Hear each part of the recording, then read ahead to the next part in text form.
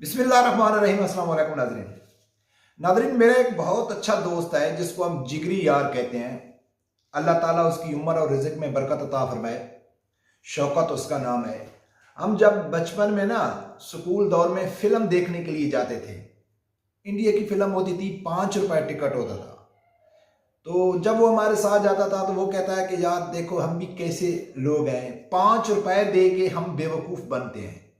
अपने आप को 5 रुपए दे के हम बेवकूफ़ बनाते हैं, क्योंकि जब फिल्म में हम कुछ सीन ऐसे आते, हम उसके ऊपर जब रियल रिएक्ट करते तो वो कहता था यार सब लोगों को मालूम है वो तो फिल्म है, आप ऐसे महसूस कर रहे हो कि यार ऐसी फीलिंग महसूस कर रहे हो कि वो हकीकत है। तो उसकी बात आज मुझे याद आ गई कि हमारे पाकिस्तान के जितने भी सियासतदान हैं, जितने भी हमको जिनको हमने लीडर बनाया हुआ है, हम उनके लिए टाइम निकालते हैं, उनको फंडिंग करते हैं, उनके लिए अपनी रिश्तेदारियां ख़त्म करते हैं, उनके लिए हम लड़ाई झगड़ा करने के ऊपर तैयार हो जाते हैं, और ये सब कुछ करके हम खुद बेवकूफ़ बन रहे होते हैं, वो और हमको बेवकूफ़ बना रहे होते हैं। वो कैसे, एक वीडियो देखो फिर आगे बात करते हैं। मुबश्शिर लुकमान एक पाकिस्तान का एंकर है जिसको सबसे ज्यादा टीवी पे देखा जाता है, क्योंकि मुबश्शिर लुकमान ताकतवर लोगों की करप्शन लोगों के सामने लेके आता है। पहले दिन मैंने किया था बुशरा खान के ऊपर, या बुशरा बीबी जो पुरानी साबिक खातून अव्वल थी, उनकी करप्शन के ऊपर मैंने की। खावर मानिका की करप्शन के ऊपर मैंने डिटेल्स दी। मैंने बुशरा बीबी के साहबजादों के ऊपर, उनके भाई के ऊपर करप्शन के आपको बताया। उस्मान बुजदार की मेगा करप्शन जो है उसके ऊपर आपको बताया। फराग गोगी, एहसन जमील गुज्जर की करप्शन के ऊपर। पहले नाज़रीन मेरी गुजारिश है कि अगर आप लोगों ने अभी तक मेरा चैनल सब्सक्राइब नहीं किया तो प्लीज उसे सब्सक्राइब कर देना और बेल आइकन को लाजमी प्रेस करना। नाज़रीन, सुना कि इमरान खान मुबश्शिर लुकमान की कितनी तारीफ कर रहा है कि मुबश्शिर लुकमान पाकिस्तान का वह सहाफ़ी है जिसको सबसे ज्यादा देखा जाता है, और वो बड़े बड़े लोगों की करप्शन को बेनकाब करता है। ये उस वक्त का बयान है कि जब मुबश्शिर लुकमान इमरान खान के साथ थे। दुनिया का बेहतरीन सहाफ़ी था, दुनिया का बहादुर सहाफ़ी था, और जो पीटीआई के लोग हैं वो गुन गाते थे कि मुबश्शिर लुकमान जैसा कोई सहाफ़ी है ही नहीं। लेकिन जब मुबश्शिर लुकमान ने वही बड़े लोगों की करप्शन साबित की, पिंकी पीरनी की, उस्मान बुज़दार की, शहजाद अकबर की, फराग गोगी की, तो मुबश्शिर लुकमान एक लोटा बन गया, मुबश्शिर लुकमान एक गद्दार बन गया, मुबश्शिर लुकमान एक मुल्क दुश्मन बन गया।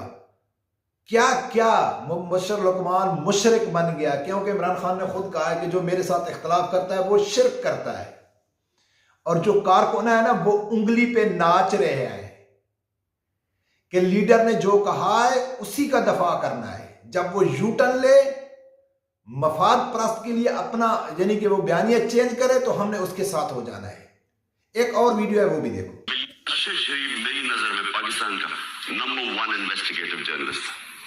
मसलन ये William Washington limited liability company और इस तरह की बेतहाशा कंपनी, आप नाम जो स्क्रीन पर अपने देख रहे हैं, बैरी सी स्नैप्स, और ये बाकायदा तौर पे यूएस नेशनल भी हैं। हम देखते हैं इंदर दोसांझ पे ये वकालत भी करते हैं, और इनका नाम बाकायदा तौर पे वहां पे लिस्टेड है, यूएस सिटीजन भी है। इसी तरह इंदर दोसांझ साहब हैं जो एक इंडियन नेशनल है, इंडियन पंजाब से उनका ताल्लुक था, जो उन्होंने फंडिंग शुरू की अमेरिकन पॉलिटिकल पार्टीज को भी इंदर दोसांझ साहब फंडिंग करते रहे, और जो पीटीआई की फंडिंग लिस्ट है इसमें इनका भी नाम वहां पे आ रहा है।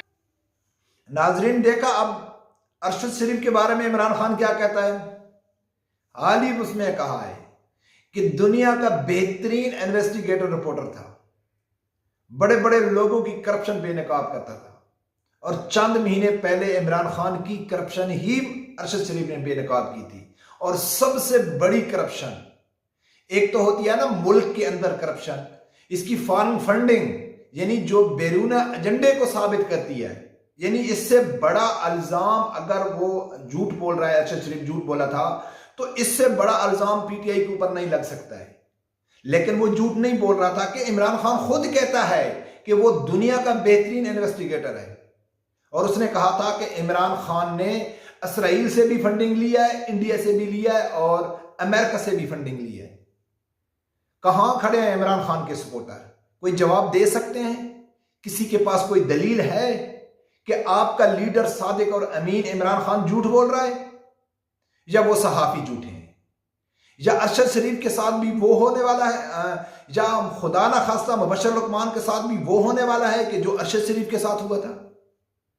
लेकिन पीटीआई के लोग बयानिया क्या, नहीं नहीं नहीं जी, अरशद शरीफ बहुत अच्छा था, बहुत ईमानदार था, बहुत मुहब्बे वतन था, उतने तक जब तक वो इमरान खान के साथ खड़ा था, इमरान खान के बयानिए के साथ खड़ा था।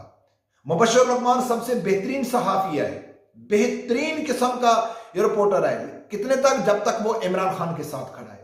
पाकिस्तान का हर वो इंसान, हर वो शख्स जिसका जिसके साथ भी तल्लक है, जिस अदारे के साथ तल्लक है, मुलाजिम है, बिजनेसमैन है, रिपोर्टर है, मजहबी लोग हैं, आलिम है, वो दुनिया के बेहतरीन किस्म के इंसान है कि अगर वो इमरान खान को सपोर्ट कर रहे हैं।